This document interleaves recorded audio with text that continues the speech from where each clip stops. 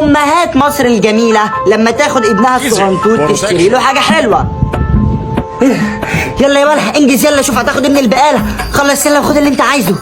اوف الجو حر كده ليه؟ انا عايز من شوكولاته كندر دي يا ماما. ماشي يا حبيبي، يلا هات واحده ليك وواحده لاختك. بكام دي يا عم اللي الواد ماسكها؟ دي ب12. كم؟ 12. خالد بلاش البتاعه دي عشان بتوجع لك بطنك، بلاش. يلا يلا شوف يا حبيبي خد اللي انت عايزه.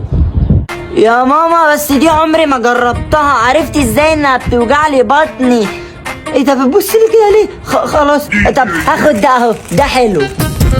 ماشي ده جميل، ده حلو ماشي. بكام ده بقى يا عم الحاج؟ ب10 جنيه. 10. لا ده بيتعب الفخاد وبيتعبك يا حبيبي دوت وبيجيب لك سخونه.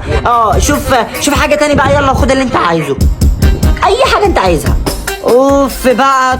طيب ده اهو، ده بقى جميل، ده حلو وبحبه. ماشي. طيب بكام ده؟